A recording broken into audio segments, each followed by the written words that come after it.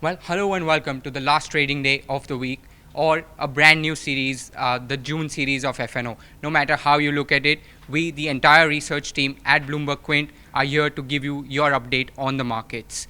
Well, the Nifty and the Sensex both have hit record highs, that is, after opening in the red for a brief moment.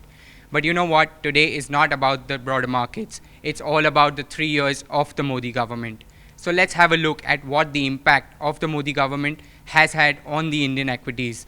If you see on the screen, China and Nikkei are the two indices which have outperformed the Nifty itself. That is, China has given you a return of 52% in the last 3 years, Nikkei 35, while the Nifty comes in third at 29%. Some of the top gainers of the Nifty index would be the Eicher Motors and the Marutis of the world, whereas we have India Bulls and India Bulls Housing Finance and IndusInd Bank. Uh, you know, uh, some sectors have had it good in terms of the Modi government, but not so much for the pharma sector. I'll go to Shraddha first on how the Cipla numbers look like, and on the face of it, doesn't look too good. Absolutely. So if you just look at Cipla numbers, there was a net loss of 62 crores for the quarter versus the expectation of a profit of 338 crores. Now, there were one-off expenses of about 270 crores, but mind you, even if you adjust for those numbers, it would still have been a miss on the bottom line. Now, what the management said is that GST will take 1 quarter of growth out of India, so some uncertainty with respect to the domestic market outlook given the upcoming GST. They have reiterated that they have seen channel destocking which continues to happen and will take about another 1.5 months or so to normalize.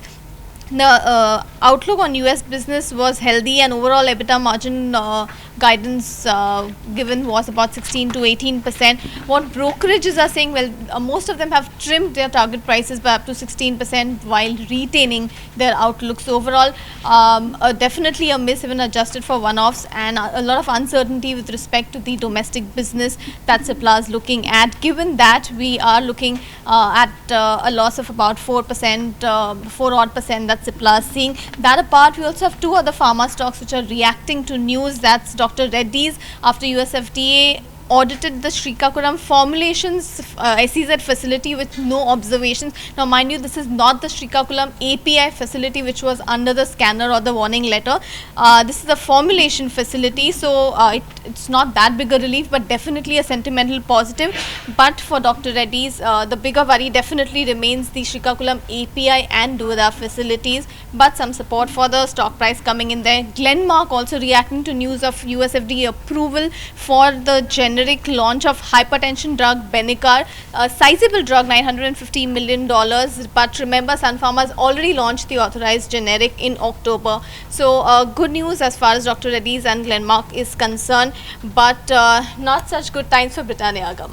No, actually, it's not bad because, as our colleague Azman put it, it's been a good day for Britannia, almost. And the reason why I say it is because we're looking at 6% growth in its top line, 6% growth in its bottom line. Margins have remained flat. Of course, this is mostly on account of raw material costs, which have gone up substantially, and that's been acknowledged by the management itself too. But given the fact that Britannia has always remained in the premium segment, that gives them an advantage when it comes to margins. That's also the reason why they've been able to hold their margins around 13.7%. So that said, they're saying that they're going to looking forward to another good financial year, and we'll have to wait and watch as to what the return in the recovery in the demand can do for Britannia. But on the whole, we're not looking at a very good set of numbers for NMDC, are we, Nikki?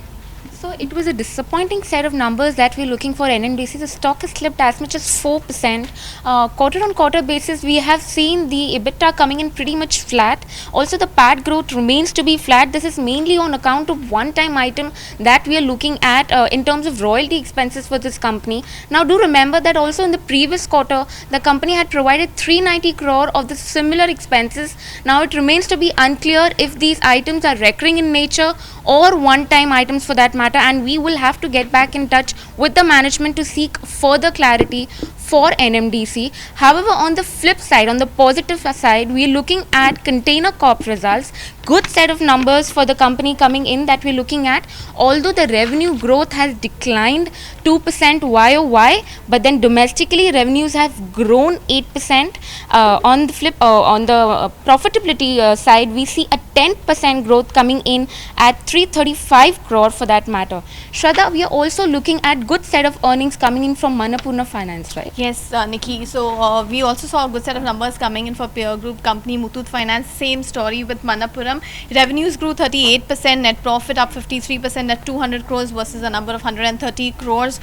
Provisions increased marginally to 40 crores from 35 crores on a Q-on-Q basis. So good set of numbers, but again, more or less in line with what was expected. But more importantly, of course, we're also waiting for more in terms of management commentary with respect to the kind of gross NPA movements, collection trends, impact of farm loan waiver, if any, and of course the AUM growth outlook for FY18. Continuing with earnings, we have ITC today, Agam. GST overhang out for the stock. The stock has run up also quite a bit. What are we expecting? But usually ITC earnings are only about cigarettes. But this time around, we are looking at a substantial pickup in the FMCG business. A lot of these brands are expected to do well, and because of that, we're looking at a 5% expectation growth in its top line.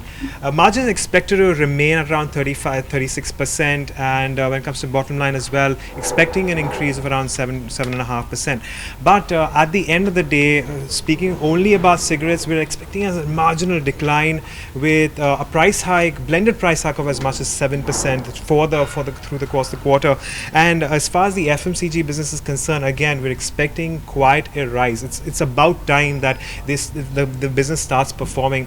When it comes to its other segments like agri business, its paperboards business and hotels, we're expecting subdued numbers from there. But on the whole, we're expecting steady numbers, especially considering the fact that volumes for the cigarettes are expected to decline. We're expecting the FMCG business to catch up and counter that weakness.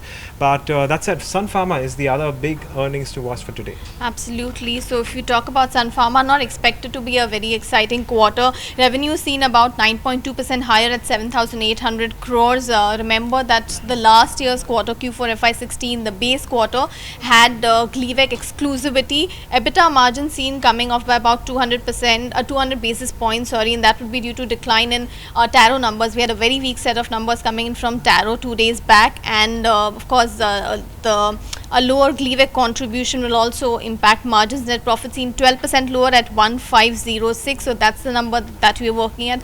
Higher tax, higher depreciation also responsible to some extent for that. But having said that, three key things to watch out for is FY18 guidance, any sort of comments with respect to higher than expected synergies for Ranbaxy, and of course updates on when Halol clearance could come through, and the number of filings that we could expect from Sun Pharma going ahead. That apart, we're also looking at Torrent Pharma numbers expected to come in today. We're likely to see a degrowth of about 40%. That's a big degrowth, but remember that's also because again there was a exceptional exclusivity of Abilify in the last year's quarter. India-Brazil performance to see good growth, and Divis Labs net profit again expected to remain just about flattish. More than numbers, I think we are also going to be focusing on management commentary again with respect to their facility clearance, clarity on 483s, and also some comments with respect to capacity constraints. But analysts do believe that the stock will remain range bound. Since then, it's yet another stock which has corrected more than 50% just in the last few months. Yeah, especially Divis, considering we've seen so much volatility in the stock and there's so much institutional interest in the stock. That said, we're also keeping an eye on Tech Mahindra. I know it's a very, very big day for earnings, but we're in the last leg, so maybe some of us can get to heave a sigh of relief eventually, but not today. Today is going to be a hectic day when it comes to earnings. So when it comes to Tech Mahindra, once again, we're expecting a quarter-on-quarter decline in the top line as well as the bottom lines, maybe a little bit of a margin contraction. Almost every report I have read is been talking about LCC, that's Lightbridge Communications, and how the management plans to turn it around. So that's a key watchable there, and that's also what we have with respect to Tech Mahindra. Are we leaving out anything, guys? Is there anything that we need to miss? Yeah, I'm not actually leaving out, but just a quick update on the 3 years of Modi government as well.